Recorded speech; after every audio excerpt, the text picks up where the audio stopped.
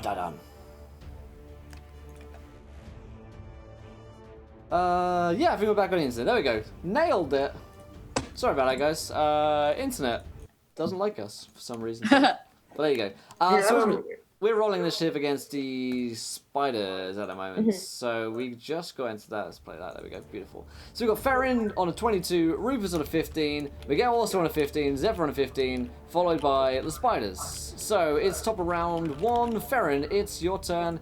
You're about 30 feet away from these. Well, actually, no, you're not. You're probably about 15 feet away from these in terms of distance. They're just up on the ceiling above you. Yeah. Okay. Well, I'm gonna go ahead and use my my longbow.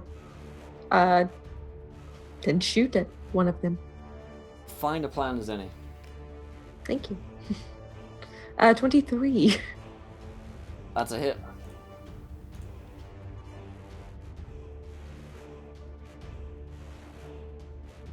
How much damage? It just froze for a second. My bad. 4. Does not like us. 4 points of damage against the first spider. Nice. Yeah, a little disappointing, not gonna lie, but well. It happens. It happens. Alrighty. Let's see. That is Farron. Do you want to move at all past any of your companions? No, I think I might maybe want to move back a little bit, not like far enough to disengage, but just a little bit farther because ranged weapons are better for me. Cool. Alrighty. In that case, we're gonna go to Rufus. Your turn. Okay, so I want to make sure I got this right. So an 8-legged critter has come out of the. Did I get that right? Out of it, along with other critters. 5 of them total. Yes. Whew. Okay. All right. I guess what I'd like to do is try to knock one off the ceiling. That's gonna be because I'm sure I can't reach them with my hands. Correct. Correct. 15 feet above you. Okay, yeah, so I'll have to hit them with the stick. So he's gonna make an attack with his quarterstaff. At a 17. 17's a hit. He does 3 bludgeoning damage. Alright, 3 bludgeoning. Cool. Alrighty, yeah, we should get, the echo will be fixed here coming up, guys. Thank you for the feedback. Beautiful. And Rufus, do you want to move at all? I would like to make sure that I'm in the front, or at least at the front of the line in terms of them reaching everybody. Okay, cool. So, however, I need to position myself to kind of be front and center. Nice. Perfect. And Miguel, your turn. Miguel's going to reach into one of his pouches. There he keeps these stones and is going to use a bonus action to cast Magic Stone and then throw it at the spider that Rufus just hit, and try to knock it off the ceiling. I don't know. I'm not. Yeah, I just want to hit it. Words. With an 8, I assume I do not, because I was worried too much about knocking it off the ceiling instead of just hitting the darn critter. Yeah, in your confusion, the spider just nimbly manages to dodge out of the way and is not dislodged from anywhere nor hit. All right, perfect. Want to move at all, Miguel? So right now we've got Mutt, who is crouched down, Rufus, then Zephyr, then me, then Farron. Is that kind of the idea? Yeah. I'll stay where I am so I can get if I need to heal someone, I've got good ability to do so. Perfect. In that case, that takes it to Zephyr's turn. Zephyr, you got 5 spiders on the ceiling above you, dripping with sewage. Okay, as Zephyr sees what is there, and once again, as violence is imminent, he allows his blessed unrest to creep back out as electricity passes between his eyes and the roll of thunder can be heard in some distant part of the sewer. He takes position beside Rufus, and he is going to strike at the one that Rufus hit with his warhammer, and hopefully, maybe hit. But Roll20 hates me, I believe. So You can do it, my friend. I hope so. My thunderous friend. Yeah! Today is the day. And Nice. with the rage, it is 12. So 12 Nice. damage. Nice. Do you want to hit any of the ones that either Farron or Rufus has hit, or do you want to smack a new one? I think the one that Rufus hit is the one closest to us, correct? That's right, yeah. Okay, I know what Farron's capable of back there. So I'm going to hit the one that Rufus hit and then take up position shoulder to shoulder with the big guy to try to form a wall against whatever. They'd have to go through us to get to the ones behind us. Absolutely. And in fact, with 12 points of damage, in addition to Rufus's smacking of it, the creature like curls up into a ball and just like falls down into the sewage dead. And a splash, sending sewage all over you. I hate spiders. Well, it's their turn. So let's see what they want to do. So first of all, there's 4 of them left at the moment. A couple of them are gonna. Yeah, firstly, these two, as Mark does leapfrog, he is effectively not in this combat. One of them's going to try and web you, Rufus, but the webbing isn't just, web, it's like sewage web. It's like sticky garbage web that he's going to roll to see if he can hit you with here. I'm just copied the wrong command over. It is a 23. Oh, the villainy, it's all over me. Oh no, you're covered in it. I'm covered in the villainy. We You weren't both supposed are. to touch it. Just feel it in your heart. So do I get a save, like to break it, or is that on my turn? Yeah, so what happens is you are restrained. As an action, you can make a DC 12 strength check to burst through the webbing. Yeah, so or you could try and cut through it potentially, or like burn it away, but Mutt has warned against using too much fire in a place like this. Right. Well, Alright. shit, literally. Okay. Yeah, it's really true. Perfect. So, and as a note, while you are restrained, your speed is 0, attack rolls against you have advantage, and your attack rolls have disadvantage.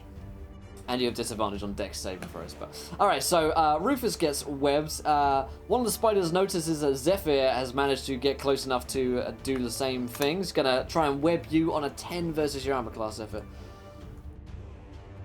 19. Nice. Spider just kind of shoots his hot garbage web out from his abdomen, and it just disintegrates around you, basically. You pull your way through. Alright, so we've still got 2 of these other ones. One of them is going to get down, kind of descending on its web to attack Rufus with advantage, because he's webbed. So an 18 versus your armor class, Rufus. That's a hit. Alright, you're going to take 9 points of damage. That's piercing pretty damage. close. And you must make a Constitution saving throw. Oh shit. Oh no. Fail. Fail. All right. Rufus is going down again. Every game. Rufus feels bad, man. Rufus takes 12 points of poison. Knocks Rufus is down. Yeah, basically what happens is the spider just descends on its web, its 8 hairy legs coming towards you, dripping in sewage and garbage, and it just gets its pincers into you as you're restrained and webbed, and it's all that you can do to try and hold it back, and its pincers just go into your arm, just injecting venom into it as the bite itself rakes against it, and Rufus falls unconscious. There is one spider left to take an action. It's going to descend down onto the next in a row, who I believe is Miguel is next. It is me. Oh, wait, no, Rufus for me. Yeah, he'd have to get past if he He's on can the engage ceiling. his. Yeah. Oh, So he's just dropping down from the ceiling, basically. He's gonna attack Miguel. 23 against you, Miguel. Yeah. Yes. So Miguel eats 11 points of damage. And it's con saving throw time.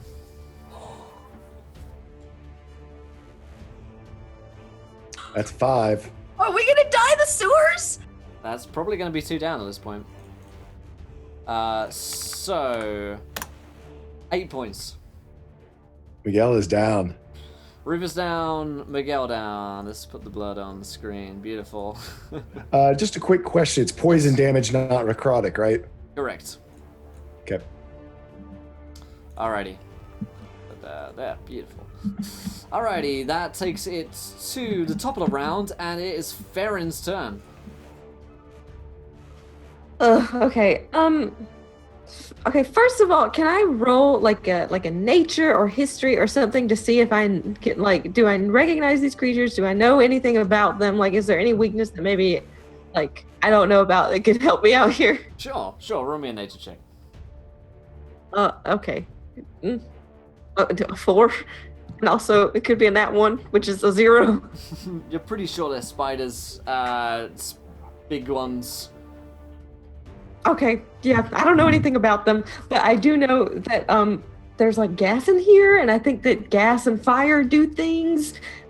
So I think what I'm gonna try to do is maybe like have this conversation with Mutt as I'm like pulling an arrow out of like the quiver in the back, and like use prestidigitation to try and light the top of it, and maybe sort of try and create like a firewall thing to scare them off, like maybe not necessarily hit them or kill them, but like scare them away.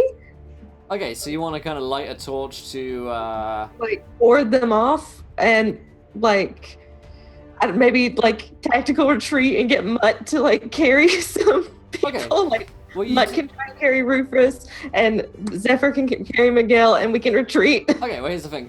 You have a burning torch. Light cantrip itself doesn't create a flame. So if you want an actual... I don't have the light cantrip. I'm using prestidigitation. Okay, does prestidigitation create a flame or an image of a flame? Prestidigitation, you can light or snuff out a candle, light a torch, or create a small campfire. All right, well, you've got a torch on you, so you can light that. That hasn't caused any kind of explosion, but you could wave it at them to try and get them out of the way, sort of Aragorn on Weathertop style. Yeah, I guess. I just feel like we're gonna die. I want them to be scared away, and I don't know how. You can roll me an intimidation check. Hey. Oh no.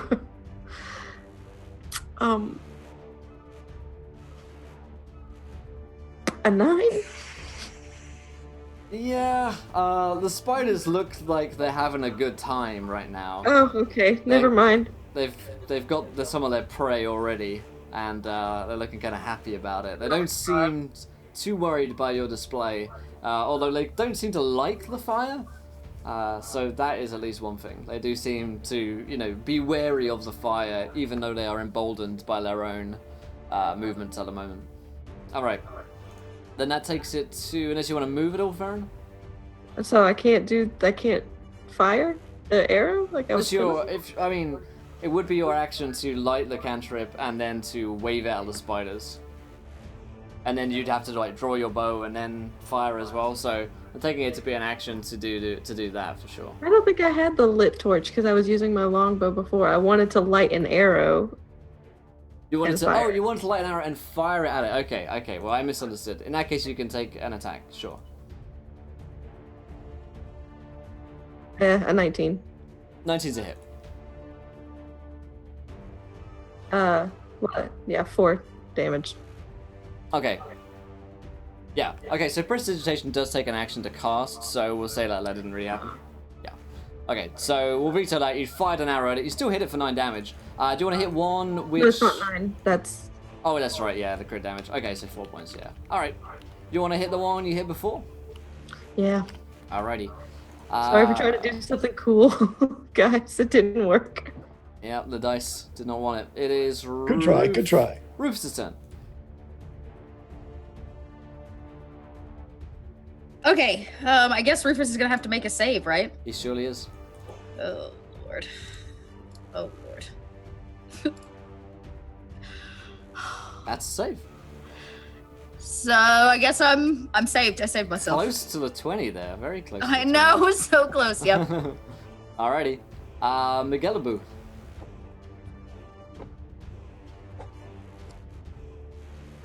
An 18. Pretty good. Also close to 20s. You guys be up on one here.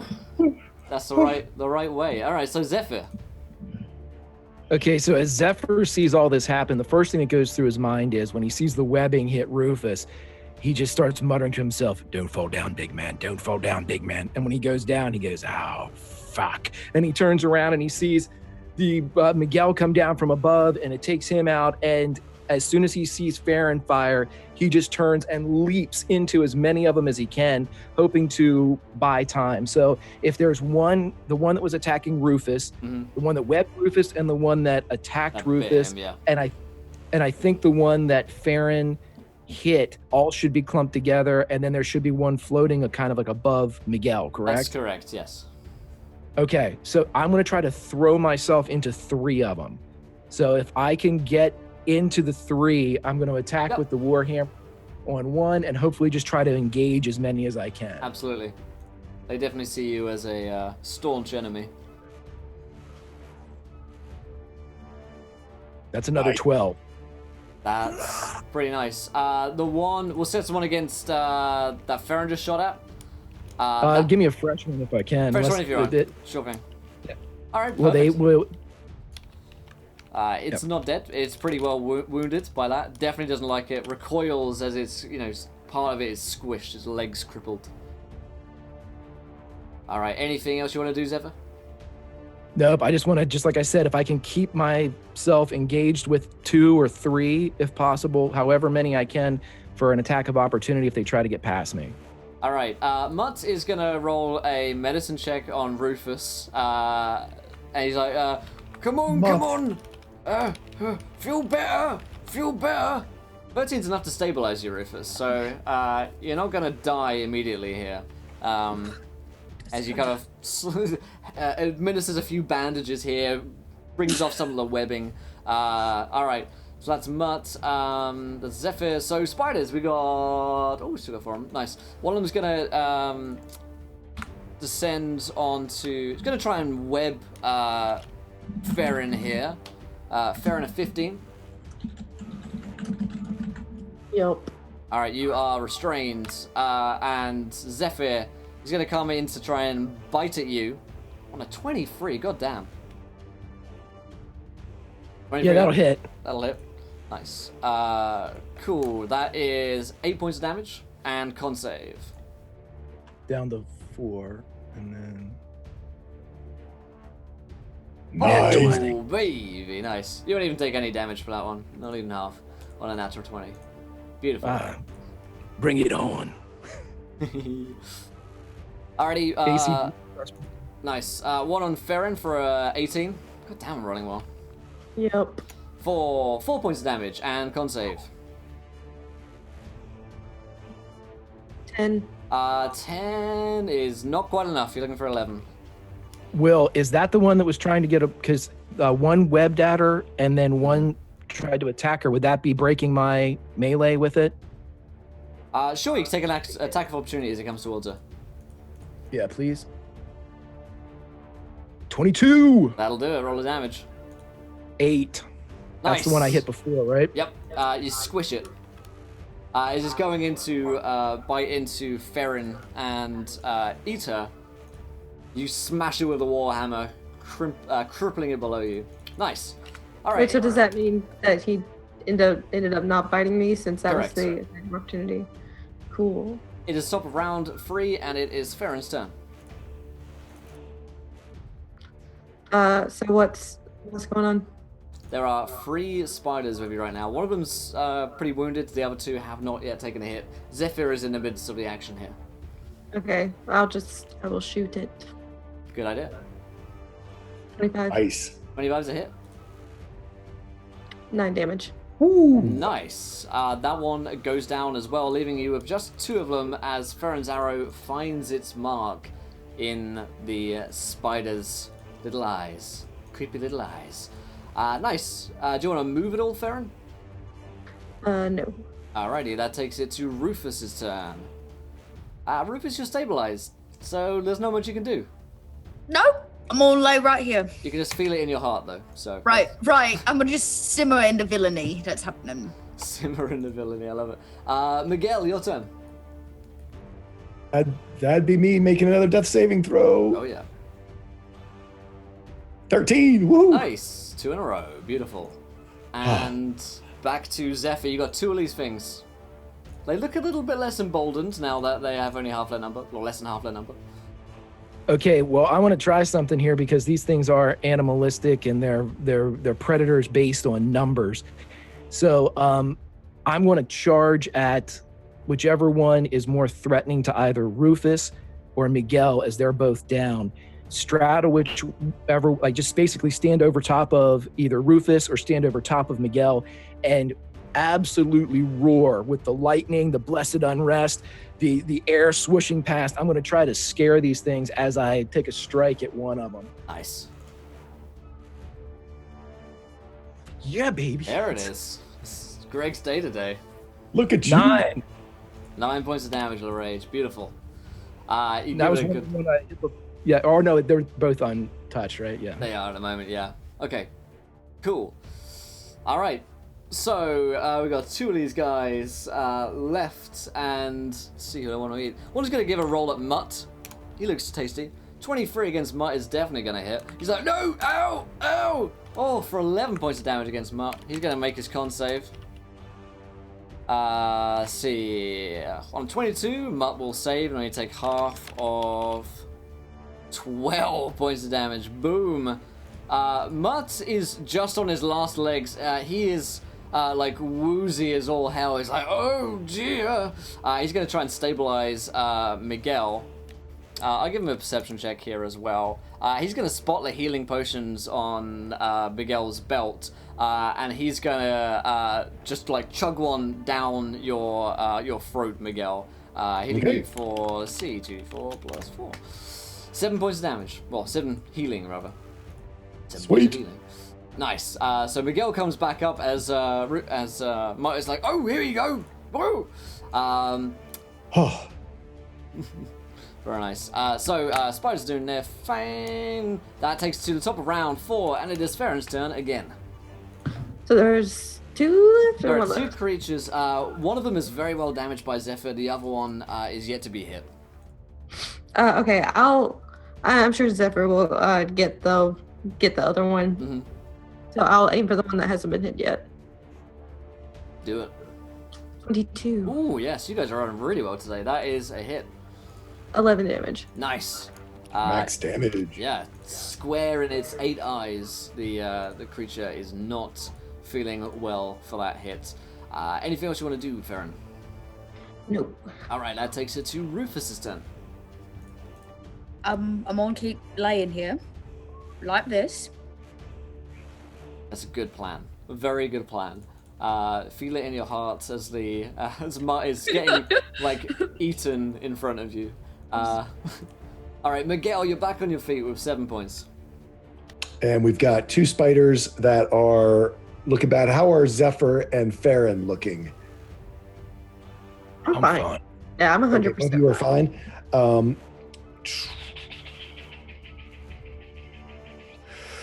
I am going. Damn.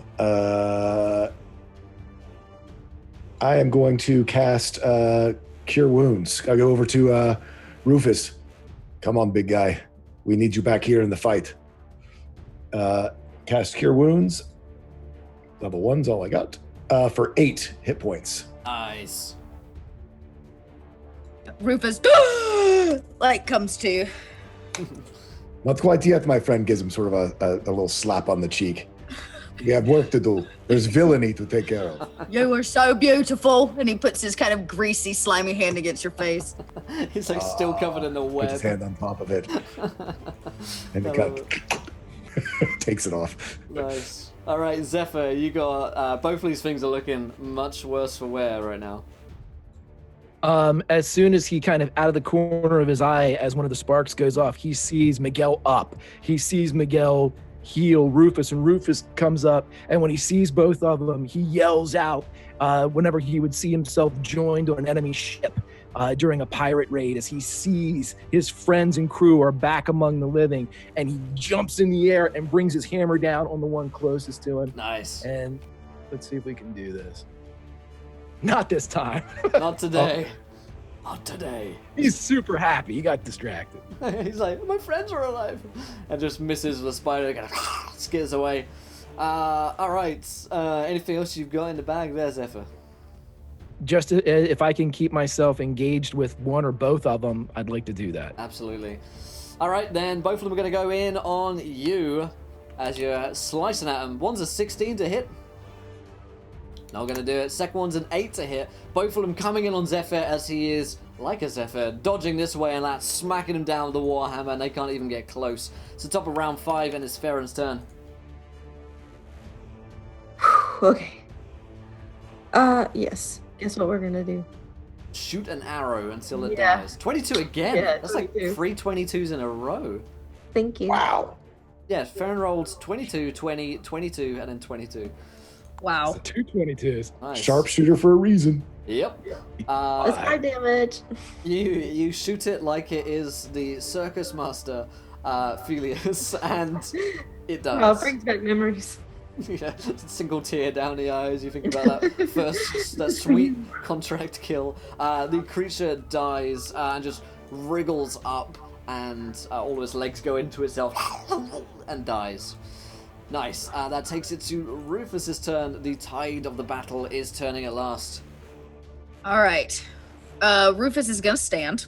And is there a spider he can reach out and grab? You can reach out and touch Spider. He's going to reach out. Even though Mutt warned against that. But I want to pound him in the face. Yeah, so he's gonna make 2 unarmed strikes to the face of this whatever the nearest critter is. At a 14 to hit. 14's a hit. Nice. First one, 7. Oh, how just enough, in fact, to kill this creature. How does it die?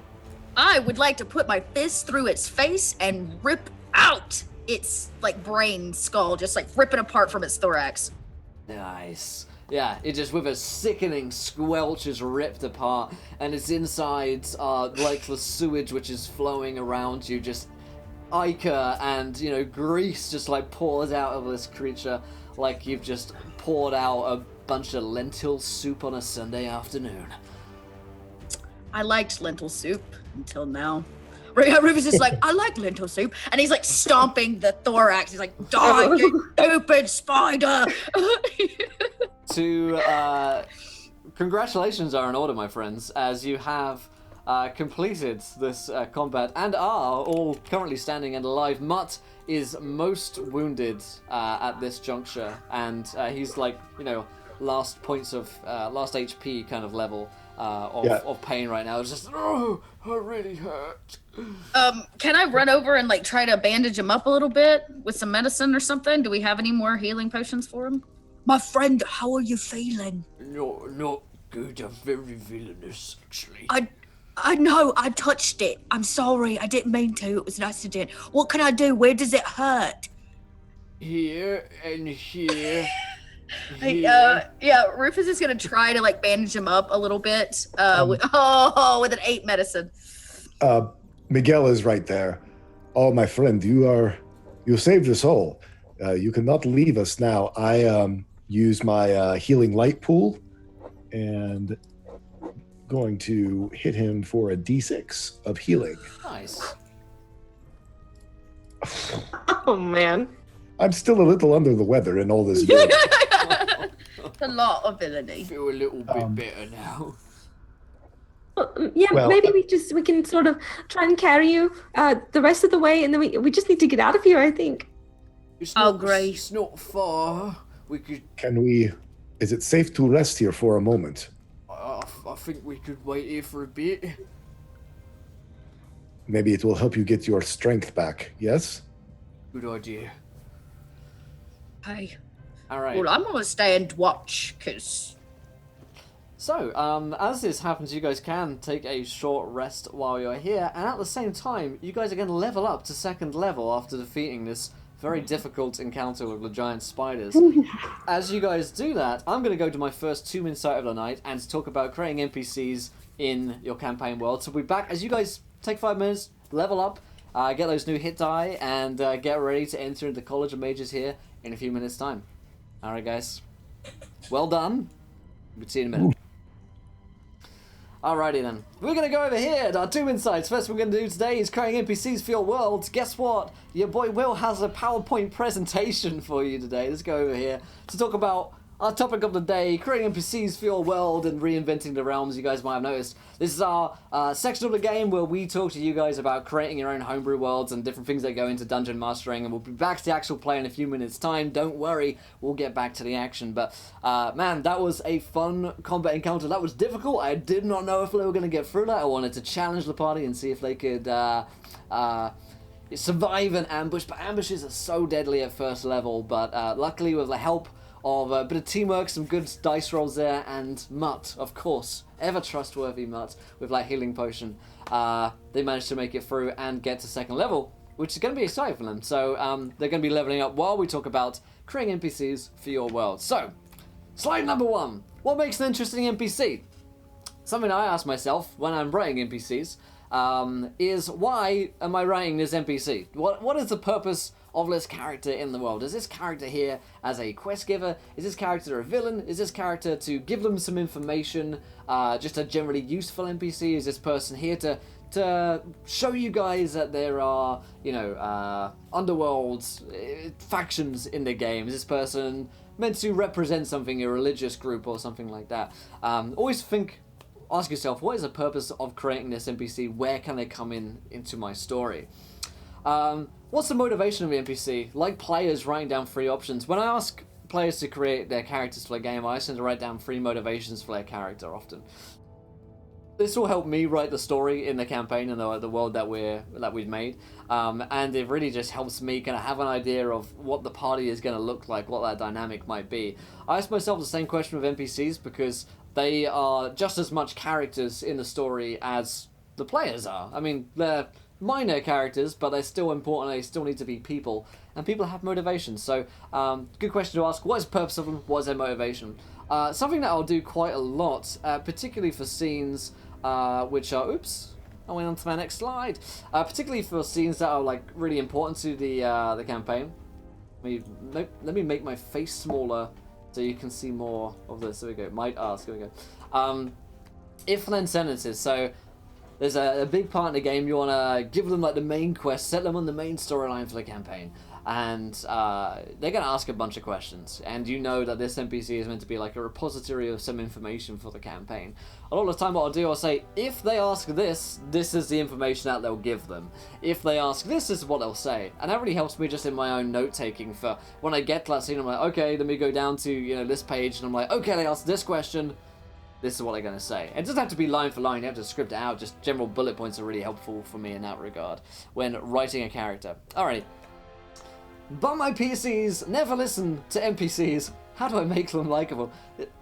God damn it, go on the next... I get this question all the time, right? Like, but my PCs never listen to like the NPCs, and they just do what they want. How do I get them onto the quest? How do I get them onto the story? Help. I try and write NPCs based on the characters, right? To have some kind of common ground with them. And if you're having a problem in your campaign, or you're just writing the campaign in advance, you're thinking, okay, I really want this to be the main quest that they're on, but what if they just don't engage in it at all? What if they just don't like the character that the NPC is, and therefore don't trust them, don't do their quest? Because that's something that's happened to me in the past before. First of all, they should have some kind of common ground, some kind of maybe a backstory connection, possibly. If you can work that in, that's great. But maybe something as simple as, they're a good person, or they have a similar belief as the party. So for instance, if you're writing for a party of like ne'er-do-wells and vagabonds, the holy priest asking for help might not, get such a good end of that bargain. However, if the NPC is in fact, like a crime lord or an underworld kind of contact, then maybe they get an even better, response. So consider how the party might react in front of this NPC, particularly with like quest-giving NPCs that you want them to engage and interact with a lot. They need a good reason for needing help. Just being like, I want the help, just... I don't want to do it myself. I could do it myself, but I just don't want to. Isn't a very good reason for like getting the party to do it. With a good quest, I think should have a good quest giver should have a real good reason for needing that help. Maybe they just like physically can't perform this task themselves. Maybe there's something else that they have to be doing. It could be something as mundane as I really need help with this bad creature monster on my farm, but I'm not a warrior, I'm not a fighter, I've got like a family to look after and a farm to look after. I can't possibly go out on adventures for weeks on end. Keeping the character motivations in mind when writing NPCs is important as well. I said before that, like the players, write 3 options for the motivations of the NPC. This is becomes easier when you have motivations for the characters in mind, so you can align those and give them that same kind of common ground or backstory connection. If you find that they are having trouble, or you're having trouble making them connect with NPCs, consider different variables. Things like age. Do they react well to children that they want to look after? Are they classes that they're from. Maybe the ranger really connects with the hunter, or backgrounds, same deal. Maybe the sage really connects with like a librarian NPC. And same with religion. If you've got a character who maybe is a deeply devout character, you can have a member of that person's church involved in the campaign itself. Let's move on to the next bit. On the other hand, villains, right? Writing compelling villains is a question that I get a lot, and I wanted to address in today's episode as well.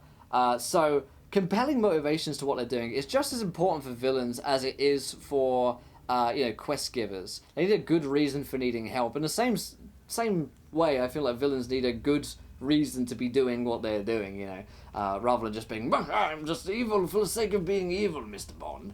Lots of villains don't necessarily see themselves as evil. What is evil, man? At the very least, they feel justified. Perhaps they have an allegiance to a cause. So consider that as well. Come from the villain's perspective, and why are they doing what they're doing? Maybe they've got some tragic backstory reason why they're doing this evil thing. Maybe the necromancer turned to the undead when he wanted to, raise his loved one from the dead, and he's just gone down this dark path into oblivion. The villain, of course, can know that it's evil. There are creatures in Dungeons and Dragons that definitely know that they're evil. You got your demons, you got your devils, you got your fiends of undeath, and things that are just really obviously bad. I mean, they know that they're bad. But those who follow the villain, because often like cults and organizations surround these creatures. Take an example from Storm King's Thunder, the Kraken, which is along the Sword Coast, and then the Kraken Society, which are built up around it. They're likely misguided, afraid. Maybe they... my head is in the way again. My massive bulbous head is there we go. I'll just go down here. And they misguided, afraid to leave... I'll go up here for a minute. Do they believe in the cause? Do the ends justify the means for them? So yeah, what's the reason that people who follow maybe this totally evil creature or this, this being of absolute evil, why are they doing this? Are they doing it for power, the greed? Different motivations come in mind for villains in particular that are worth considering to make them fun and interesting. The best villain doesn't necessarily think that they're evil. At the beginning of the campaign, the villain should seem very powerful. The tides will turn towards the end of the campaign, so... I think in general there's some kind of like scale of progression. I like to have this. I compare things a lot to video games because that's something that people can connect with a lot easily. Your first level in any game, like let's go to Skyrim, right? Go like Skyrim, your first creature you find can be really difficult. You can't fight multiple enemies, and big things are scary. Towards the end of the game, you're like slaying through giant spiders like there's no tomorrow. In the same way in D&D, I feel like villains should seem very powerful at the beginning. That fight we just had them with the giant spiders, those guys never felt so much like they're level 1 than they did right then. And then, maybe in 50 sessions time you come back and there are giant spiders in the sewers and they're like, fireball, so having a nice bit of progression for your villains is fun as well. Something worth thinking about for your campaign. And of course, very important, as we've all, we talked about, things in Quest before, that they can identify the villain. Who is the bad guy of this plot? It doesn't have to be episode 1. You don't have to, immediately identify, like, this guy is the big bad. In some campaigns, it's more obvious than others. For instance, in, like, Tomb of Annihilation that we did last season, it's pretty obvious that all along Asarak is going to be a bad guy involved here. Probably the big bad. We had that vision dream sequence at the beginning, which set him as the villain. And I'm thinking of some other video games I recently played through. I started playing Kingdom Come Deliverance, and there's a scene towards the very beginning of the game where you can clearly identify that guy is the guy that you're going to want to be killing at the end of the game. I get another question as well I wanted to address. Is it a good idea for them to meet the villain early on? It seems like a common idea where, because I think it is done a lot in video games, where people want to do this in D&D as well. There's almost like cinematic moment where you meet the villain early on, they totally trounce you, you get thrown in the dirt. This is very much like Kingdom Come Deliverance, actually. He like murders all the people that you care about and then walks off into the sunset. Should you do that in your own campaign? I mean, sure, you could try. I think there's definitely difficulties in potentially doing that could arise. There are scenarios, because you can't control like cutscenes as you do in like video games. You can't just write out a script and just it plays before you. There's so many variables that are going on to having like an early combat with a villain that I think could become dangerous, and also maybe feel unfair for the party as well. So consider those things in writing villains for your campaigns. We're going to come back in a little bit. In fact, might as well just bash this out now because we've only got an hour and 20 left. And I want to get to some more bits in the campaign today after like combat and see how those guys have leveled up to level 2. So just a quick note on factions from last week. I said that I'd do some bits of work on it during the week and then get back to you guys because you threw out some suggestions last week. Of course, our topic then was factions in Dungeons and Dragons and creating your own homebrew campaigns. I wrote some orc tribes. I was like, man, orc tribes would be cool. So let's write in some to our new version of the realm. So taking ideas from Twitch chat, mold them into a faction that we can use in our version of the realms. I've given them 3 points, which if we go back far enough in the PowerPoints from last week, we did there, reinventing the Zentarim. We had those, the 3 points that we just found on the Wizard of the Coast website and just used those. And we're taking that same format, just what do they believe in, what do they do, basically. So we're going back here. The Orc Tribes of Ferus. I wanted to, don't want it to be too much like Ferrin. They're still nomadic, right? They're traveling from hot deserts in the east to cooler climes during the summer. I think someone in chat had this cool idea where they're like, what if they, they bring up these shanty towns and they move them on and they're super nomadic and they don't stay in any one time at any one place, which seemed like a cool idea. I like the idea that maybe they're from the hot deserts, taking inspiration from a place like Dark Sun, which is just an amazing campaign place. And maybe when it gets like super hot there in the east, in like deserts in the summer, they kind of come into the Sword Coast when it gets super hot there to cool the climes and move during, seasonally. They're feudal. They've got one queen, Queen Ferus, and a series of other generals under her command who owe her fealty. So I liked having that governmental structure that we talked about last week. What is the governmental structure of the Orcs? They're feudal. They have other generals and tribe leaders. Basically, all of them are scared of Queen Ferris.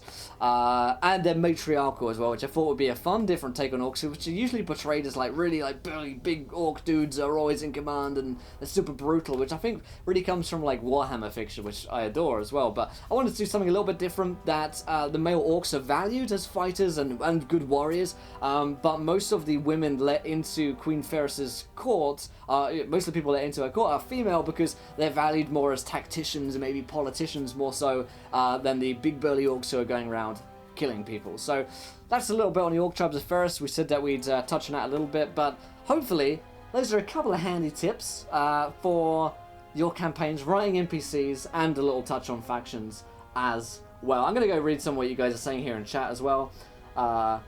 Enjoying Kingdom Come, man. Good game. Good games. Would love to have a reoccurring Team Rocket trio type villain in my campaign. That sounds awesome. Yes, all the artwork is done by Sketch Ferret on Twitter. All of our characters, I'll just pop them up on the screen here for a second, are done by Sketch Ferret on Twitter. Highly recommend you go check them out. They just look gorgeous. Oh, nice, yes. If you watch the Encounter Roleplay YouTube, Grant Ellis does a series on there called The Story Forge. Take a lot of inspiration for that during this campaign, and it's great for material and tips and tricks. Yes, in Dishonored we meet Dowd and the Spy Master reveals they hired him to murder the Emperor's new frame for it. Right, yeah, there's a bit in a lot of video games where you see the villain. I remember the beginning of Dishonored comes along and kills the Empress and you're like, oh my god, that guy's a douchebag, we gotta, and you're kind of like, that's a bit in Bioshock where they do that as well, I think. They do that quite a lot in video games, which I think is why we see it a fair amount in D&D campaigns wanting to come up as well. Yes, a great recurring villain is Strahd. Strahd is just a dope villain, and you meet him early on. It's actually a very good example. I probably should have actually put this into the presentation itself, but I'll make a note on it here. If you want to have is it a good idea for them to meet the villain early on? Great examples are in Curse of Strahd and a bunch of Curse of Strahd campaigns as well. Strahd is an early antagonist throughout. He's the big bad, but you actually see him early on and interact with him early on. So I think it's a really interesting and good example of how to do villains. But that's today's topics. We're going to go back to the players. We're going to see what the players are up to and how they're doing. So, back to the players over here. How you guys doing? How's it feel to have survived that first pretty rough encounter there for you guys? Spider's got a nice little drop on you, and I managed to take out some of the heals of the party. So should we go around? Should we talk a little bit about how you guys have leveled up and any new things that you're doing now at level 2? I know level 1 still isn't a huge jump, but let's go around. So Tool Squall, how's Miguel now that he's level 2? Has he got any new trips? Actually, level 2 for Warlock is pretty cool because you get your Eldritch invocations, which is pretty cool. So in light of what just happened, I'm taking Armor of Shadows, which is that I get to cast Mage Armor at will, which I think is nice because I assume at will doesn't even mean action. I can just be like Mage Armor and it's done, which will give me 2 extra to my armor class, which helps a ton. The other one I took right now, whenever I choose my pact, I probably will change things around. But right now, for Miguel, as he's developing, the other one I can take is the Mask of Many Faces, which basically is disguise self at will. And while I don't see Miguel disguising himself that often, I do see him maybe augmenting his appearance in multiple ways. He's probably augments his appearance in ways because Miguel. And and I also got a new spell, which is I've decided again with the sort of this last combat in mind, and also for flavor, I'm taking Arms of Hadar, which basically is a self-centered sort of defensive spell. Which anything within 10 feet of you takes necrotic damage, 2d6 necrotic damage, and can't take reactions after taking making a strength saving throw. And I'm thinking that for escape, basically the whole idea, Miguel needs to stay alive or the party can die. So I think that's it. And whenever I first cast that, I probably am going to add some flavor to it, some Miguel flavor to exactly how that casts. I love it. Very cool, very cool. Thoughts. Yeah, nice little level up there for Miguel. You guys might be wondering why I asked the players this, not just so that you guys are aware, but as well, I like to take a couple of notes as a DM and see what you guys are, or new spells you might have up your sleeves. Also, of course, with Roll20, we'll often just be able to go into the character sheets, but if you're around a table and you might not have copies of players' character sheets, it's fun to do that. What's Farron up to now that she's level 2? She's got any new cool things she's up to? Yes. So now we've come into my action surge, which is once Very cool. Per round, like once every short or long rest on your turn, you can take an additional action on top of your normal one, and you could possibly also have a bonus action. So if I had this last time, I would have been able to light my arrow on fire and shoot it. So be on the lookout for that in the future, because now I have that ability. I'm unstoppable. Nothing can stop her. Amazing, cool, and probably a bit tankier as well for Farron, right? Yeah, just a little bit. Got some new hit points. I'm up to 22.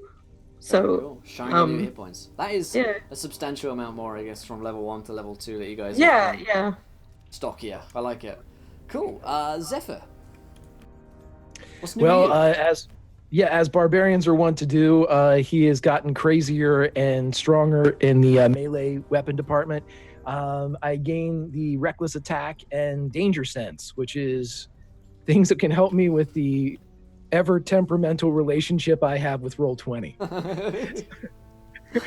Hopefully it won't be this hot and cold thing that we have going, and we can just settle into a long, mutually respectable relationship where I can do what I want. But anyhow, narratively, how this would go is with such a close battle with seeing 2 of his friends go down, I'd like to think that the reckless attack that comes with second level is something that almost started at the end of that last battle where he was feeling desperate. He didn't want to lose another crew again. He saw them falling down. And at the end, when he saw Miguel bring back Rufus, this beginnings of this reckless nature of his attack started to blossom. And now it's here. Very cool, very cool. Nice. And Rufus, what is new with you? So the basic HP upgrade, which is nice at this point for him. But the big thing for him was at second level, I guess as a monk, you get your first set of key points, which you can nice. kind of use throughout, which is really nice, which will give me the opportunity for things like flurry of blows, which is really nice. I get that lovely, that disengage option. So if I need to step out of combat, so I don't get eaten by spiders again, things of that nature that will make and my speed increased by 10 feet as well. So now I can actually move 40 feet in an action, which is, I might be big, but I am nimble. So yeah. Nice. Yeah, so that was the big things for him. He doesn't quite have the chance to go into his Sun Soul stuff not until level 3. So Yeah, level 3 is when you guys begin to kind of branch off into the different paths, which would be exciting. But level 2 to 1, yeah, I think Doc said in chat there, the level 1 to 2 difference in terms of HP is one of the biggest percentage difference that you guys are going to get. So if you guys had been level 2 facing this encounter, I feel like would have been a lot better for you guys. But hey, you got through it, and here you are. So let's dive back into the action now that we know you guys are taking a short rest, spend those hit dice. Believe it or not, it's not like a video game. When you level up, you don't go up to max HP immediately. But you do get to spend the hit dice here with Mutt, who is also spending his hit dice and recovering as well. So, you find yourself in the sewer, and Mutt says that you're not far away from the College of Mages entrance to pass the word on to his cousin Mickey. So, the spider corpses are like flowing down the sewage river at this point as well. good. That's where I belong. But you got 10-15 minutes around a campfire to do anything that you guys really wish. Rufus is gonna stand watch probably through all. I mean, he'll take the rest with him, but like he's not interested in in staying for long since there are giant spiders that frequent these sewers. Absolutely. None seem to have arrived from that hole in the ceiling. However, it is big enough for you to like jump up and fit through if someone wanted to go and explore the nest or the lair of the spiders up there. The only reason I say that is because Mutt has mentioned that 2 of his friends went missing, and he has mentioned that he would like to find them again. But well, Mutt, since you saved my life and all, well, you did save mine as well because you was a lot in my way. I'm going to pay it forward, and I'm gonna hop in that hole up there and check for your friends. If the spiders eat me again, just want you to know, I'm hands off, as they say. Yeah. So Rufus is gonna make the dex and try to jump up, grab it, and like pull himself through it, I guess. Sure, yeah, you can roll me an acrobatics or an athletics to pull yourself up there. Can I assist him? Sure. Oh, never mind. 20, dirty 20. Wow. Right. Rufus is like bloop. Farron will like call up after him and be like, Rufus, are you sure? Are you gonna be okay? Yeah, he says, if they've got any baby spiders, we need to just kill them all. Rufus! Yep, and so Rufus is gonna go and what does he see when he makes it? So you reach up and you're in the darkness, someone's going to need to throw a torch up to you, Rufus, in order to see. Who's got that fire? Me. And she's like looking and she's I don't think I have another torch. Did anybody else have one? Can I cast the light cantrip on Rufus on the end of Rufus's quarterstaff? Absolutely. I snap my fingers. Let me be of assistance to you, my friend. Oh, that's pretty. And I'm guessing it lights it's the space. kind of like a prismatic light, kind of as though you're shooting light through a prism. It's not white, of course. Of course. So you see around you, Rufus, it's like a moment in a horror movie where, like, you turn the flashlight on and look in the creepy attic, right? Around this lair, which is still, like, wet underfoot, even though you're on this ceiling, which is crumbled in somewhat. It's 10 feet above you, so there's room enough to stand. But there are batches of, eggs, these big sacks, which presumably are eggs, which are kind of like, moving. They kind of wobble as though they were, jelly on a plate. These big black sacks of eggs, spider eggs, which, clearly all around. There's a lot of them up here. You also see 2 skeletons in here as well, who appear to be humanoid, and probably smaller than your average human, so you'd place them at probably being younger humans, maybe like teenagers. You see that one of them, by one of them, something is shining in the prismatic light. It's shining back at you, but you'd have to, go a bit closer to really see what it was. All right. So when you say these big black like egg sacs are moving, does it look like they're ready to hatch open, or they're just kind of their consistency is You jello-y? could roll me a nature check to decipher that. Oh, and another dirty 20. Very nice. So Rufus has a insight into these creatures. They don't look like they're about ready to hatch. They're like moving a little bit, you know, occasionally kind of jiggling. They don't look like they're about to come out. But you never know. Okay, I'd like to gingerly walk towards the skeletons and check out the shiny bits. You can see that it is the fingers reflecting off the light on the top of your quarterstaff is a very shiny short sword. It's reflecting, glinting back at you with a slightly green light, you think. Dare I be so bold as to pick it up? Absolutely. Yeah, Rufus picks it up. He doesn't really do weapons, so he kind of like holds it awkwardly out from himself, but yeah. Absolutely.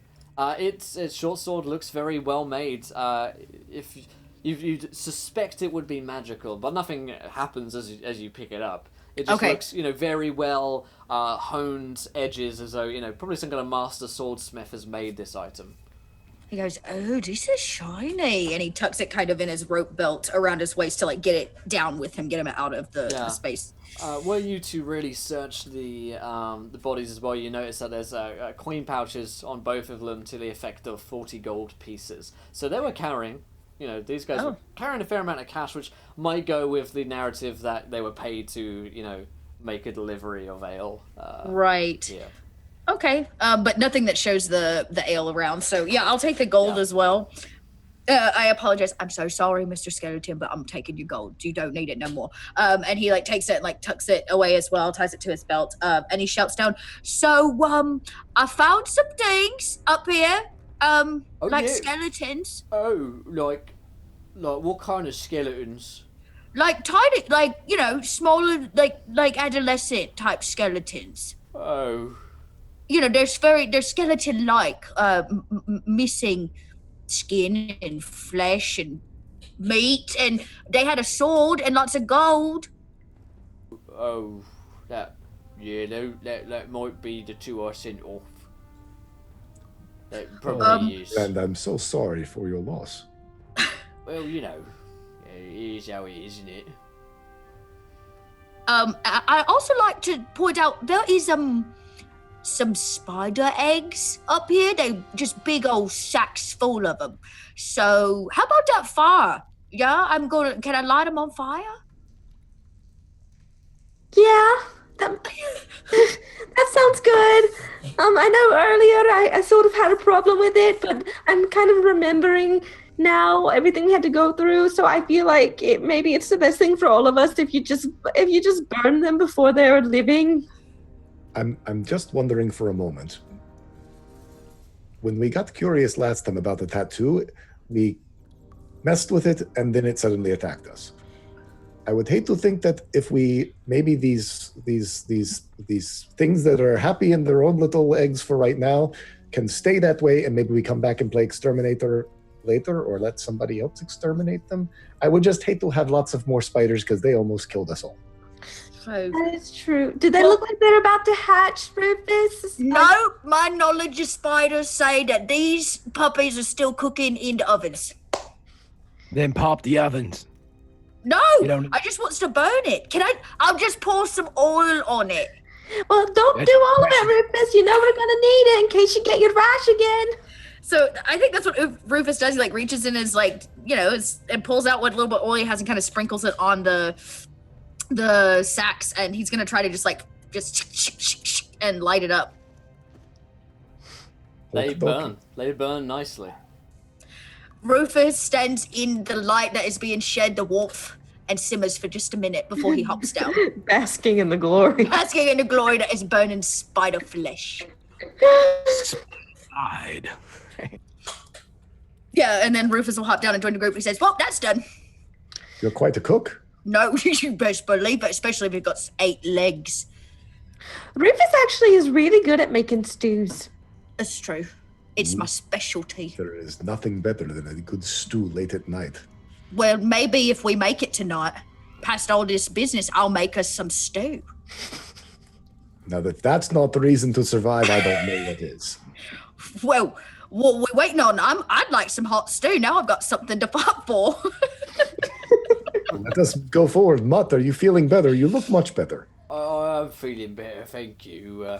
It's just round this corner here, and we should be there with Cousin Mickey. Yes, let us get there as quickly as possible. So he leads you around a corner, and there is a ladder leading upwards to another hatch, which you can see. And Mutt goes up there, runs up, and opens it up. Above it seems to be like a more of an earthen tunnel, which looks like it has been dug out. It says, "We made this one here, which leads right to Mickey's room." Industrious, too. Look at the engineering involved here. Thank you. Well, that was the two back there, who well, Oh, Oh. yeah. well, they will... I got the sword! And they're gold. Do you want stick? Oh, I forgot. What a nice sword. I very nice. am not adept with such weapons, but perhaps someone else is. Me neither. It's a little too small. And I only work really well with things that you shoot from far away. Well, Rufus is going to toss it over his shoulder into the sewage if nobody wants. Well, let me save that. Perhaps I will become more proficient later when I level up. Oh, I see how that works. So he'll just put it in his barrel for now, since that's kind of where he stores all his Yes, business. if nothing else, it'll be worth gold. Yeah, And speaking of, I got lots of that now too. Look at that. well, I might, want to buy it back because it's a memento of my lost companions who I sent to their deaths. Well, good friend, you don't got to buy it. If it's a memento for your friends, I'll just give it to you. You just got to ask. Oh, all right. Yeah. Well, you hold on to it. You hold on to it for now. I don't want to carry it around. My friend, I have a wonderful idea. Let us take just a moment and look at this wonderful tunnel that these two people created, and maybe we can christen it and name it as a memorial to their wonderful service to you. I think that would be a good thing. Did they have names? They did. They did have names. Sorry, Will. But my problem is I haven't remembered them. It has been a while. How about Mutt's Helper's Tunnel? Oh, I was going to call it his hole, but okay. Oh, that works too. Tunnel is way better than hole. No, it's not. Mutt's hole. We will call this Mutt's hole. I like that, actually. I like that. Mutt's Hole is nice. It's nice and I like staring directly into Mutt's hole. it's nice and It offers up a sort of peace. yeah, nice and warm, and it's going to lead us to safety. Like all good holes. And The it The would, only thing is, though, it such a just relief whenever it doesn't really smell very nice in Mutt's hole. And It does it. And maybe it does on the other side of his hole. When we emerge, When we emerge from Mutt's hole on the other side, it'll smell much better, right? Right, Mutt? There's only one way to find I out. don't know what Through we're Mutt's hole. talking about. This Here we go. Who's first? Mutt? You wants to go up through your own I hole? guess I'll go for my own hole for a little bit. He heads Well, up. let me give you a boost. Yeah, please. Helping hand. Yeah. He goes up into the tunnel and but disappears upwards. How's it going up there? Oh, it's all right in here, isn't it? Do you need a little more time? No, I think you guys can come along. Oh, who's next? I'll boost you up. I'll go. Yeah, he like puts his hands out like a little basket, like whoops. Yeah, they do that little basket toss routine. Nice. Yeah, we'll go. Boost. Thank you, my friend. What a So, lift. what can I Yes. say? All right, into the hole. Once more into the breach. Watch more into the breach. And then I guess Rufus will go last and jump himself up. Yeah, Zephyr will stay like kind of, Jean-Claude Van Damme style and like reach down and help Nice. Rufus up. Nice. Yeah. Very nice. Very nice. All right, so all of you, after a couple of minutes climbing up this ladder, emerge out of Mutt's hole, out of the sewers, and indeed it does smell a lot better on the other side. For when you arrive, you find yourself in a wooden dorm room. It's not particularly large, but Mutt's kind of like turned over a carpet, and you arrive here on the other side, and you see that there is a rather scholarly-looking half-orc on one of the beds. He's wearing long red robes, and he's got glasses on as well, and kind of looks over to where Mutt is having a conversation, and Mutt's saying, "Yes, I brought some friends along, Mickey, and we've all come. They wanted to give you a message about the wardens, and we just come through my hole, and they're all dead. The two what I sent before, so it's not my fault that you didn't get the delivery." And cousin Mickey, presumably, looks back at Mutt with a smile and says, Mickey, it's fine, and gives him, not Mickey, Mutt, it's fine, gives him a big hug, and looks towards, and show me, who are your new friends? I'm so glad that you've taken Mutt under your wing. Pleasure to meet you. Michelamius is my name. Flourish and a bow. I am Miguel Altanava. It is a pleasure to meet you, my friend. Any friend of Mutt's is a friend of ours for sure, but we have come with urgent news. Meet the rest. Of course. Well, I wouldn't expect anyone to come through Mutt's hole unless it was urgent. Who might this be? Looks towards Farron. My name's Farron, Farron Hulling, and this is my friend, Rufus. And she looks up at Rufus. She says, "Hi, I'm Rufus Bigby. You can call me Tiny if you want to stay, or just Rufus." I don't know why I would do that, but yes. Of course, and your last friend here. Oh, that is a smell of hot garbage you're wafting around there, my friend. You're welcome, Zephyr. Zephyr, very nice. Well, what is this urgent news? Mutt, take a seat and have some ale. And Mutt does indeed do that and sits quite happily down on the bed, smelling like, just sewage. I've got a random question. Is there like any resemblance between Mutt and Mickey, or is this just someone who he is like decided is his cousin? They're both half orcs, so like, okay. Racially they could very well be related. You don't see, they don't have like the same nose or the same eyes or anything like that. Mickey, or Michelamius as he named himself, seems a bit more kind of cultured and refined, and generally is a bit more angular and less heavy. He's much of a smaller half orc than Mutt is. Well, perhaps, my friend, you can tell us a little about what you know with these wardens. We have, on the outside, we are hearing very troubling news, and I'd love to know whether you are feeling the same here inside. We are worried for your safety. He nods and says, yes, well, there's been rather troubling news of late. High Mage Esmeralda has been saying more and more that we need to do something about it, though exactly what we can do is, well, without exactly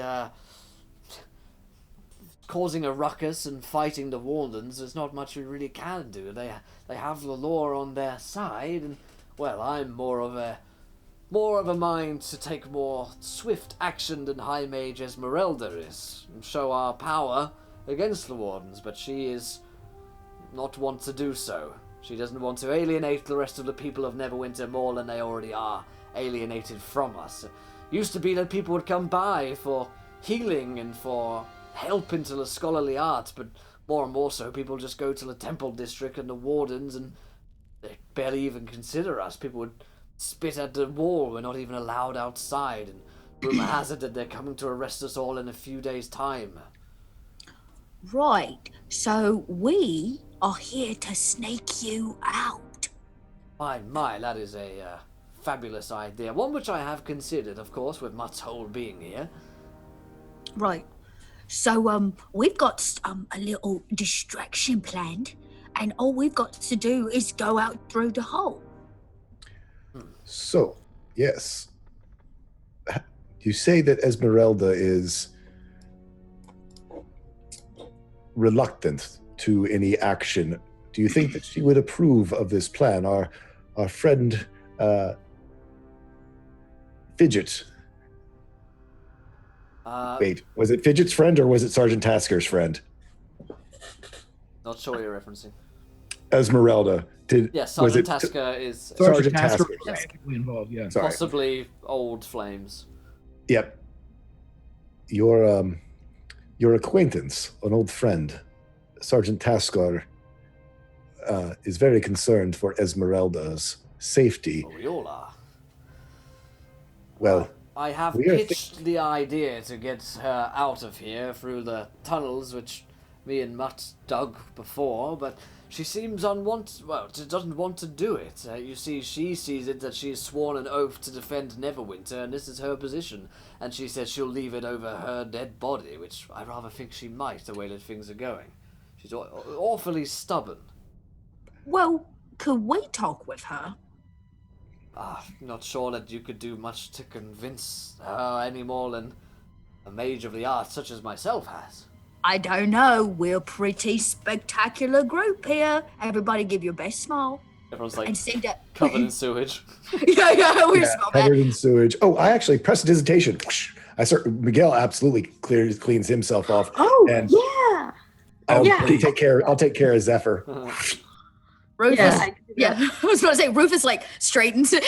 He's still covered in sewage. Like straightens himself up. He says, "Well, we are still charming, no, regardless of how we smell.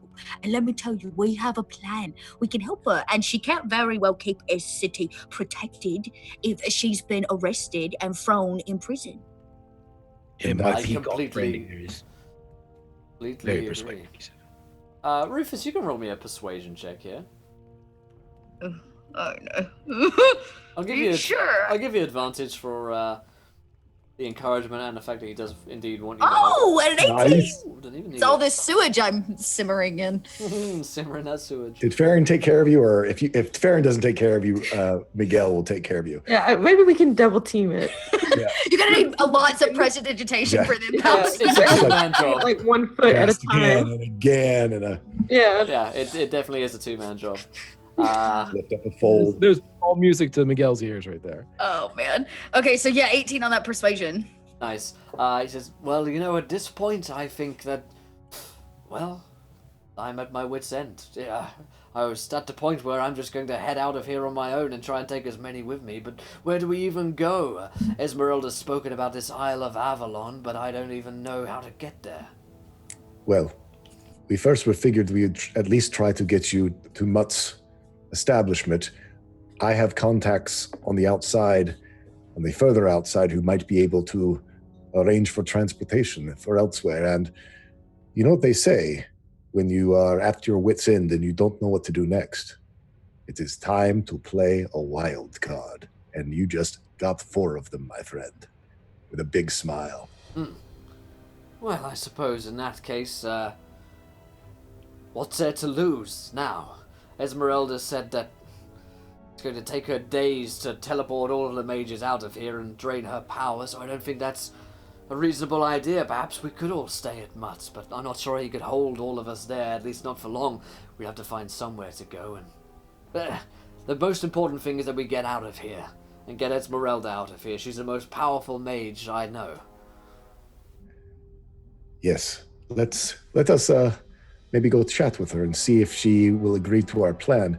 Could you spread word to the rest of your class, or get someone to spread word to the rest of your class to be prepared when they tonight hear the big boom? There is a party that it is time for them to attend. Very well, I'll spread the word. If you head out of here and keep going left, you'll see the tower. Esmeralda will be at the bottom. If any of your friends have magic that involves illusion, tell them to cover their mage robes and wear a festive mask if they on their way out. and to help their other friends who might not have it themselves. Very well. I'll meet back with you and High Mage Esmeralda in a little while. It's good to see you again, Mutt. And Mutt said, "Oh yes, very nice to see you as well. This is a very nice place."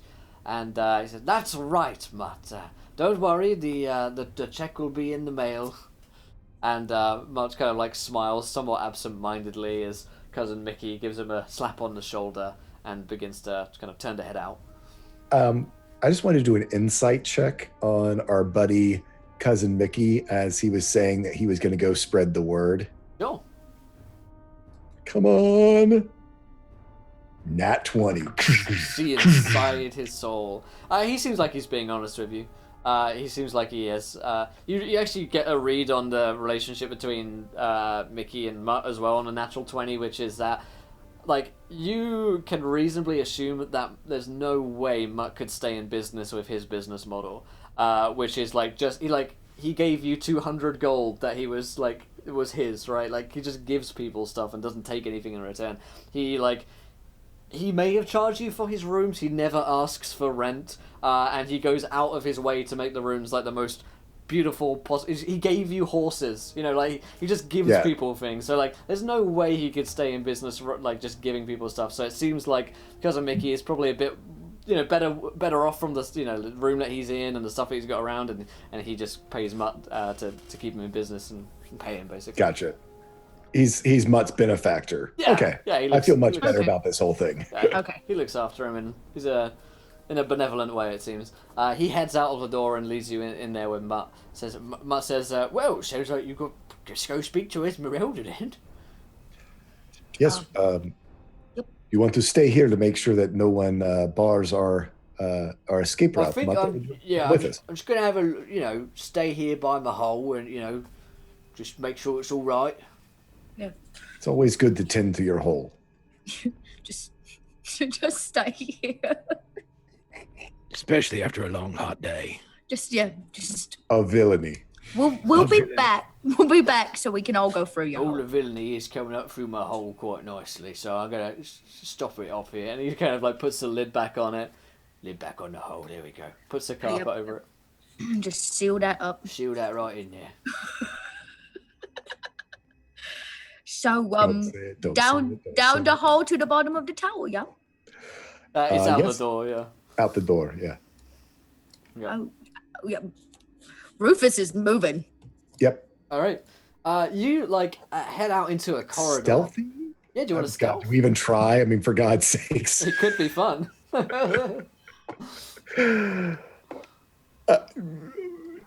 I mean, sure. I guess we should at least Yeah, I will. right? I'll plan to move stealthily. Rufus is gonna start sneaking. Oh, at only an 11.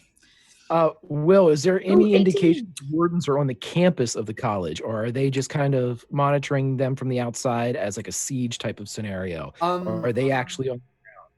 Yeah, you know that they're certainly outside the campus, but they haven't been inside the campus. It seems like Cousin Mickey has some somewhat outdated information that they're going to be here in a few days. You know that they're going to be here way sooner than that to break in. Yeah. So it's kind of like an uneasy standoff there watching outside, but there's no way these guys have got any plan but to just batter down the door and arrest everyone in there. Right. Yeah. We were told by Sergeant Tasker it's like tomorrow, right? Yeah. Possibly even during the night, Yeah. Okay. So Miguel somehow rolled a 22. I don't know how you want to interpret that in his stealth. brightly colored garb and accoutrement. It's because Rufus is in the front. You guys are hiding behind him. He's not stealthy at all. Nice. So you guys are pretty stealthy. An 18, 6 from Zephyr. It's a group check, so the 22 and the 18 from Farron kind of pull you guys through a little bit. That is basically Farron and Miguel stopping Rufus from moving when students are about to walk out through corridors and stuff like this. the closest thing to this place is probably Hogwarts. Like you really are looking at like a wizard school, so there's all sorts of magical items going around. Like they don't have cleaners, they just have brooms that like sweep up after them, and it's very kind of sorcerer's apprentice. And the students were coming by and they're like reading novels and books, and outside you see down in the corridor that there are people casting magic out there on test dummies, and duels are happening and the like. It seems very active down there. But you head to the left and you see the tower, which you've heard is Esmeralda's. You run up the steps towards it. Some students are going to give you like a little odd look, but no one like stops you as you kind of are quiet enough that no one really takes too much notice of you. And the door to the Mage's Tower is slightly ajar. You can see inside. That seems like there's a big fire on in there, and what looks to be like an alchemical study. Can we knock? Yes, it is always polite to knock when you are visiting someone and telling them that they are in great danger. I don't know. I've never done that before. Come in. Rufus kind of pushes the door so that she can see all four of us standing there in the doorway. Hi. Leaning all around. Yes, looking in. The most motley, outrageous crew of people.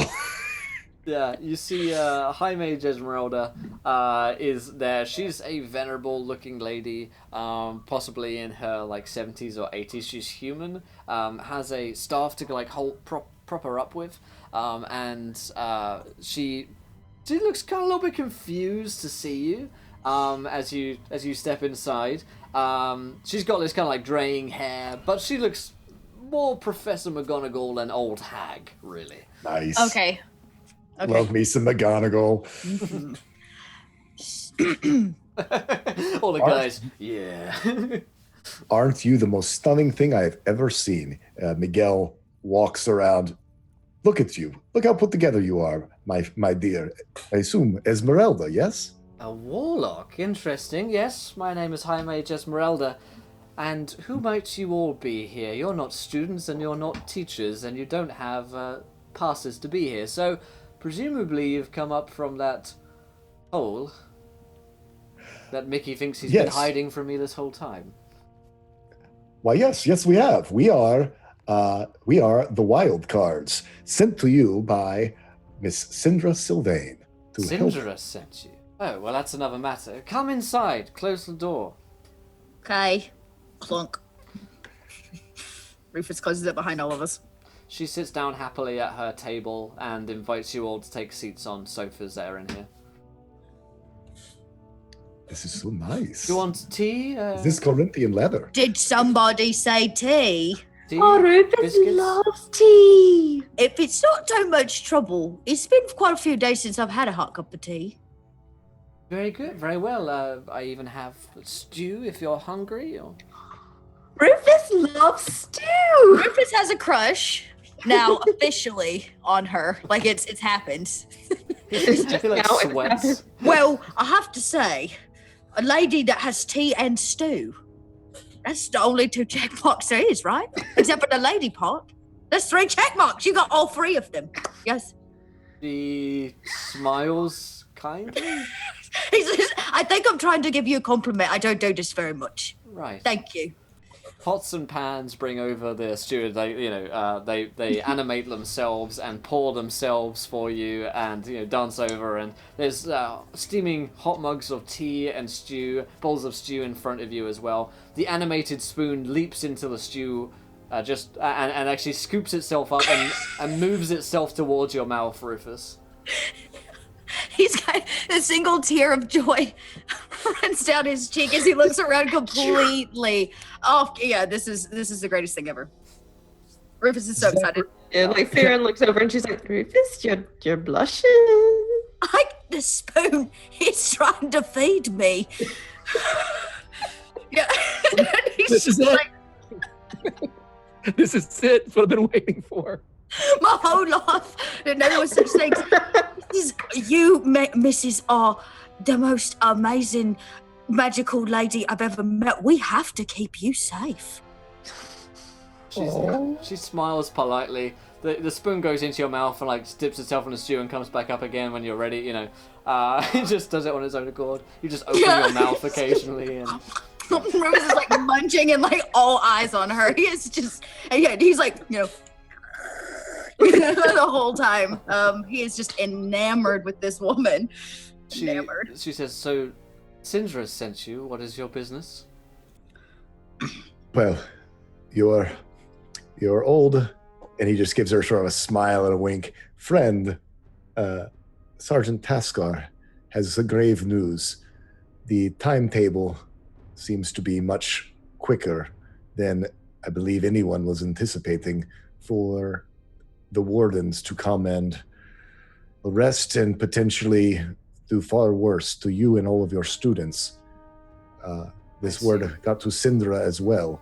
And while adventurers are much in... there aren't as many of us as there used to be after the events down in Chult. So she got her list of wild cards, as she calls us, and put us together to come and get you to safety. And if Rufus approves, I must say, you have earned the trust of all of us, and we must keep you safe. See, well, you must be the scary one she was telling me about. Yeah, I understand. Long has this weighed on my mind, the decision to flee from our home. Our duty keeps me here. But the safety of my students must come first.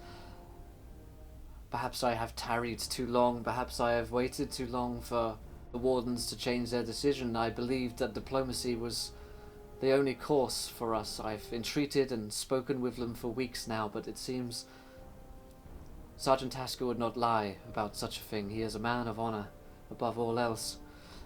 Then you are right, we must get the children out of here at the very least. We must get them somewhere safe.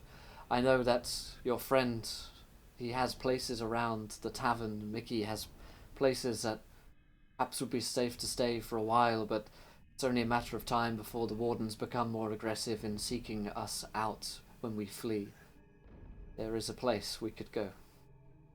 Yes, I am not well versed in magic. I have not been formally trained, but Syndra, in a blink of an eye, moved me from Chult right to behind Mutt's bar. I do not know if such things are able to be reversed, but perhaps between you and her, you could open some corridor between the two places to get them to safety. Chult, since the Soulmonger has been destroyed, is certainly safer, but at least it is not here. I think everyone fears for your safety of yourself and your students. It would be a shame to lose any of your students or yourself. My primary concern is the safety of the children, but I will look after myself, of course. Though I am old and there are others who have what I have taught them in my years here at the college. Getting to Chult may not be as easy as you think. Syndra may have been able to set up a teleportation circle to take you here instantly, but transporting hundreds of students out of the college is going to be a different matter entirely, one which will tax my powers greatly. There is a place that we have for just such occasions as this. It's on a different plane of existence, a hidden island that we Harpers have. Getting to it, of course, will be difficult, and I will require time. It's something that we only use in the rarest and most dangerous of circumstances to protect our own kind. People call it Avalon, or a great mage once made it. There's a place of refuge for us there. I believe that I can open a portal for us to get there, and that the mages will be safe for a time, though I fear the heart of Marcus Pontimus is not one which is pure. I have met with him, spoken with him, and there is a darkness within him which scares me. A power within him too, which seems greater than that which I first imagined. I worry that they will hunt us to the ends of the earth once we leave. The last bastion of mage power in Neverwinter will be surrendered. and the city will be entirely theirs. Cities can be retaken. People are much harder to replace. Indeed. Do you think I do not know if we have helped or hindered your plan, but a friend of Taskar's, Fidget the gnome, plans on making quite a distraction later this evening. We were going to try to sneak you out during this. We also he is throwing quite a party for this evening, a masquerade, which perhaps could provide cover in plain sight for some of your students who cannot traverse through the sewers. We have tried to put everything in place to make as much attention be drawn away from your flight from the school. Can any of this be used by you to help us get all of your students and charges to safety? She nods and says there are a few options available to us, Len. I thought perhaps there was only the one. Perhaps we could get some of the children out from the sewers, as you suggested, to this party in disguises. Many of them are well versed in illusions, and the master of illusions is well trained in performing greater illusions than that, just of masks. I believe that we could get them out of there, though that may cause some risk to us. The other holds equal amount of risk. I can attempt to create the portal, the chamber to Avalon, where we'll be safe. However, this process will take me at least 24 hours. If I began now, perhaps we would be in time.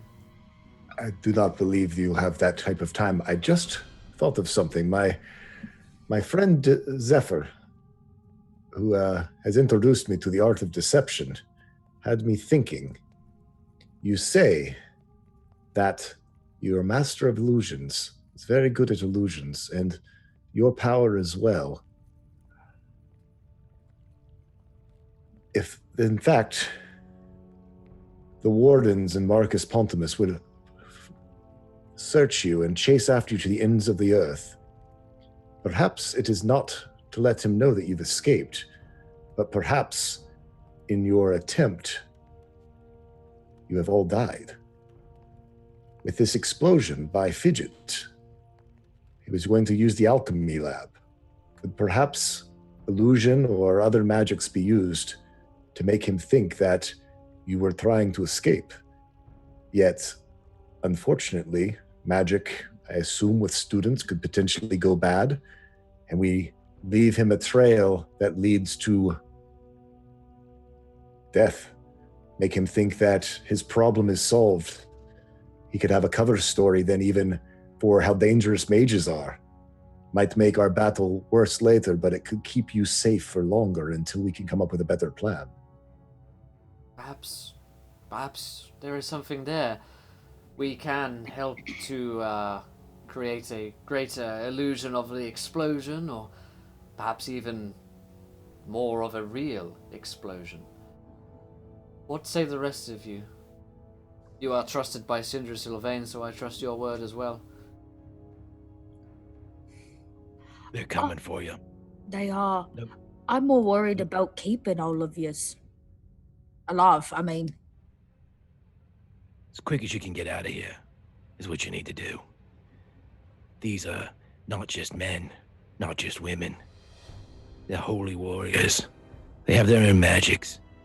If they even think there's a lie or a trick, they'll use them, track you. Just like you'll use them for deception, they'll use them for illumination. And as my friend says, it gives them all the more reason to wipe you out. But if we have a few hours, we can sneak away, blow up the alchemy lab, maybe even blow up McLamus, whatever his name is, Mick's place. Cover up the hole. Cover your tracks. They never expect you to go into the sewers, where they would have sealed them up already. This place is under siege. There's one way out. And you, with the stew? so what is your plan? You want us to send all your students away. We're going to sneak some of them out for...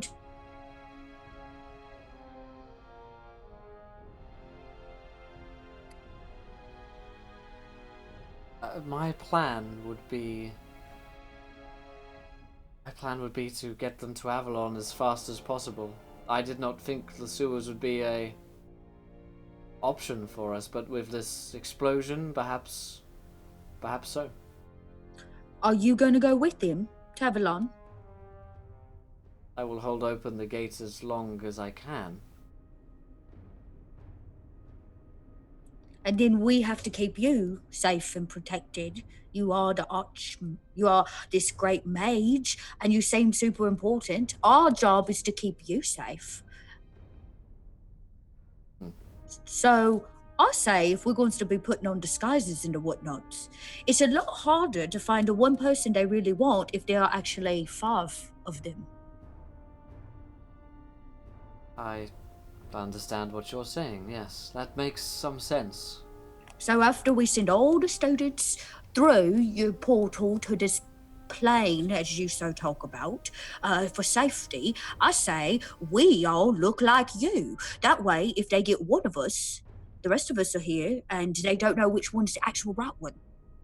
Is that something you're able to do? Not that I'm questioning your ability or anything. It's just something I've never ever seen.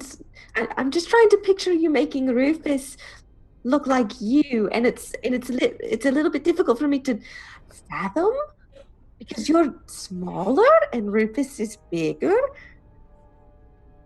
Yes, it is possible to do so through magic.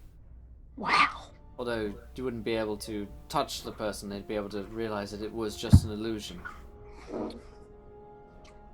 You're saying, though, that this portal to Avalon takes 24 hours to cast. That's correct, yes. The portal to Avalon that took so long? Yes, that will take me a whole day to cast a spell of that power. Then safety for you is even more important. Because if you are the only one who can open the portal, we must get you out. She nods. I have an idea. Okay. What if you stay here and open the portal, and we trick them and make them think we've left as you have left the castle? So they don't even know you're here. Oh, you could just disguise one of us as you, and they already think that we're your bodyguards. It would make sense. And then we escort you out. They don't even know you're here anymore. They chase us elsewhere. You stay here. You open up the portal. You send your bits through. You close it up, and then you run and hide. All while we have other people doing the explosion. That could work, I suppose, yes. With the correct execution. Well, if there's one thing we're good at, it's execution. Right, Farron? Summary You're execution. darn right, Rufus. You're darn tootin' we are. She looks towards Miguel and Zephyr. Good idea? I am up for anything. My number one concern is your safety. And if the best way to keep you safe is to have you remain here, do you believe that this Marcus Pontimus is the type of man who would come and search through the castle after it is deserted? Absolutely. And could you keep yourself hidden in that case so that you are not found? It would be a risk. I hope that I would. It seems as though it is going to be a risk anywhere, and whether you would like to be, is it less risky if you're here in a place that you know among all of your magical items, True enough. or in a sewer or a bar or the basement of a bar? I assume on your home turf, so to speak, you would be at your most stealthy and magical. Indeed, yes. I can see now why Syndra spoke of your charm. Very well. Then we have a plan in place. Perhaps it would be best to speak with the Master of Illusions. Is there anything I can help you with? You're doing me a great service here in saving the students. You gave me tea and stew, so thank you. It seems like the only thing we really need to do now is figure out which one of us is gonna pretend to be you. That's easy. Miguel, with his new second level mask of many faces, snaps his fingers, and you basically just see this rainbow shimmer go over his stuff. And he is I assume I can be the exact image of her, right? With disguise self? Yeah. We're about the same height and same build. You look just like High Mage Esmeralda. Wow. Wow. Well, that was amazing. cool. Did you learn? How did you do that? Really have to get It's a trick, a gift from my patron to me. He looks at you. I really have to get my hair done. You know, I was going to mention that I think that if you wear it a little bit more to the left, it'd be far more striking for you. And he kind of does it. He does it. Like, see? Quaffs it over. He quaffs it over. Hey, Miguel can quaff with the best of them. From the door, Zephyr will look towards the true Esmeralda and he'll say, "Not doubting your abilities, ma'am, but is there anybody else that can cast this spell that can open this portal? If you fall, these kids are dead." I'm afraid I'm the only one entrusted with that knowledge as the High Mage. Well, Is it written down? No. Nor will I Can you write it teach it? down. She shakes her head. Even more reason to ensure your safety. But here among your toys, I assume we've given you every advantage that we possibly can. Indeed, I believe I should set to work as soon as possible. Yes, you need as many hours as you can, because we don't have a lot of time left. maybe we should keep a lookout to make sure they're not coming. Since we don't really know when they're headed this direction. Well, as soon as they are, if we see them, that's when we can leave and distract them, because they need to see us take her out.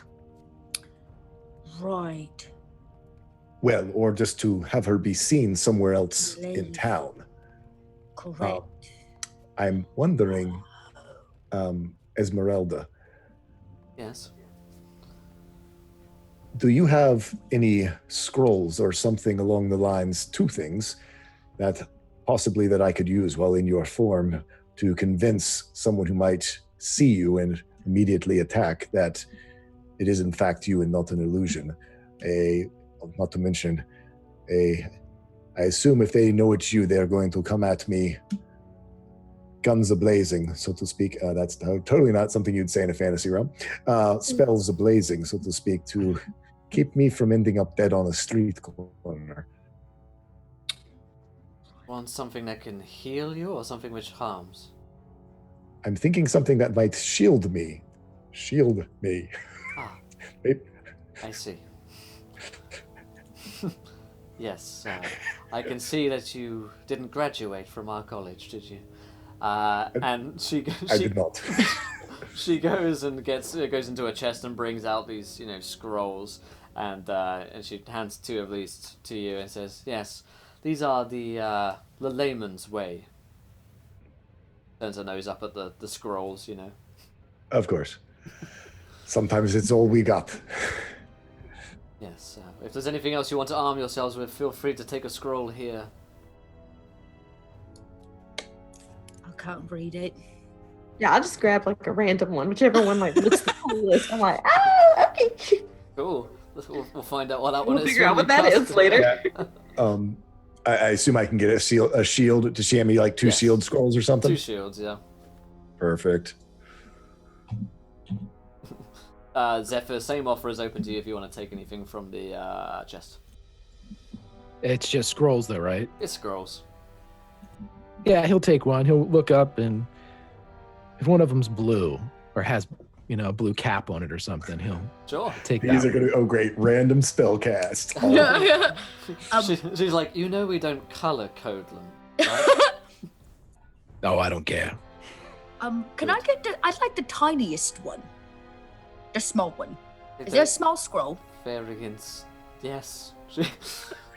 She's like, these people, is this how you shop? She goes and gets you this, it's We the literally same have the size. high mage of the school, and we're going for the pretty ones. Did I mention int as all of our dump stat? Right, yeah. Intelligence is our dump stat. So what now? Do we just I think we wait for an explosion or start moving children out, correct? She nods. Esmeralda begins to begin her casting. The illusion master to talk about making explosions and dead bodies. Yes. we should go talk to him. Yeah, she'll point you in that direction for sure. Shh, let's not interrupt the pretty lady's magic. Yeah, she starts drawing chalk lines on the ground, moving tables. Well, I say moving tables. The tables move themselves out of the way as they animate themselves. The stew and spoons and pots and pans go out of the way again, Rufus, leaving you behind. She sets to doing her magic. You actually run into Cousin Mickey just on the stairs. He's outside. The half-orc pyromancer. He says, I've spread the word as you requested, and he looks inside. Looks like High Esmeralda is actually casting the spell to Avalon, so it looks like you've had success, my friends. Thank you. Yes, we are going to try to get everybody out, convince them that everyone is gone or dead while she continues her spell, and then return to pass through the portal. And he doesn't look at his watch, he looks at the sun. Looks at his 24 sun watch. hours from now. I see. Well, in that case, we best get to all of the defenses. We need to speak to the High Illusionist. Come with me. And he leads you through the college campus, basically, and into a office of Professor Draven. Lets you inside, and he is Lee Severus Snape of this college. You can tell almost immediately as you enter into his somewhat dank lair, which has that somewhat green luminescent tinge from fungus which is growing on the walls. And he kind of whips around in his he's wearing robes. It acts somewhat as a cape. Kind of swifts around and looks at Mick and says, "What is it? What can I be of assistance? What do you want now, Mickey?" And Mickey's like, my friends here just want to speak with you about an important matter that High Mage Esmeralda's. I'll just leave you." And Mickey just backs out of the room. She leaves you with this professor. Seeing as it's a High Illusionist, I'm not gonna. Miguel is at least smart enough and charming enough to know that trying to pass himself off at Esmeralda is not a good idea. So he is gonna drop his mask of many faces because, that's not probably the right foot to get off on with pissed off Snape. What is it that you want? We are directly from Esmeralda's office. We have come up with a plan to try to help save the children and all of you. The wardens are coming, perhaps even this very night, if not tomorrow, early tomorrow morning. We have arranged for a diversion outside, and we would like to try, with your help, to make it look even more devastating in that perhaps not many survived. Very well, it seems like Esmeralda's finally acted then. In that case, and at this point, from outside, you feel the ground begin to rumble, and the dust from the ceiling begins to displace, and you hear this gigantic explosion from somewhere nearby, with a boom! And at this point, the screams begin, and rubble begins to be displaced from an almighty explosion. That's where we're going to end tonight's episode of Learn by Play. Good job, everyone. Wow. Welp. Well, Oops. Whoops. Boom. Fidget is either early or right on time, Fucked it or up. the wardens are coming. Yeah. Yeah. It's all to play for, my friends. Well, we're going to end tonight's session there. Thank you guys for joining us for tonight's episode of Learn by Play.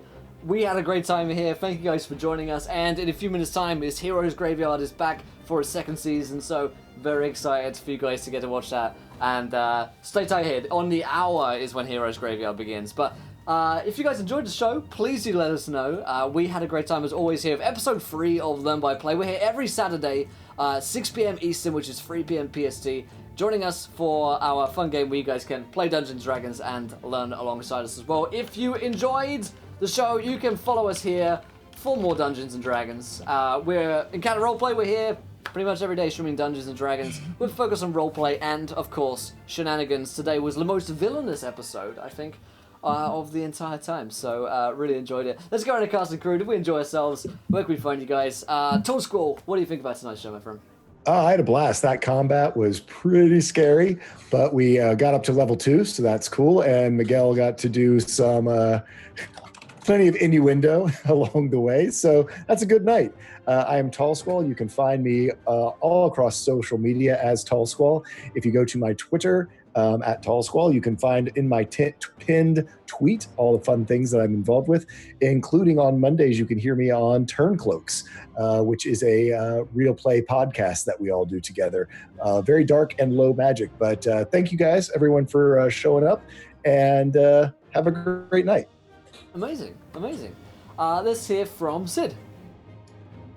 Hi. Yes. That was fun. I really thought that maybe we were not gonna make it through that combat a little much, but we did, so that's exciting. And now we get to come back for another week because we survived. And in the meantime, you can follow me on Twitter. Here it's at Sydniak. I will link it in the chat. And I'm also the Dungeon Master for WonderQuest podcast. It's a Dungeons & Dragons 5th edition actual play high fantasy podcast. You can follow that on Twitter here. All right, and Greg. Yeah, had a great time tonight, mirroring what everybody said. Second level, or even first level fights, rather, are deadly things. We survived it. That should be we're kind of through the funnel right now. Learn by Play is great. I love seeing how the realms are being reinvented. Playing with these people were great role players, great people all around. Grimjack21502 on the Twitches and the Twitters. Join me over in Encounter Roleplay. We do a lot of role playing and fun stuff all week long. But I'll see you guys back here next Saturday. Thank you, Greg. And Chelsea. Yeah, thanks for everybody for showing up. I, as always, have had a great time, one with the cast, and of course Will, leading the shenanigans. Yeah, that battle got a little hairy. Rufus has been down twice, so I'm keeping a count now. How many times does Rufus go down?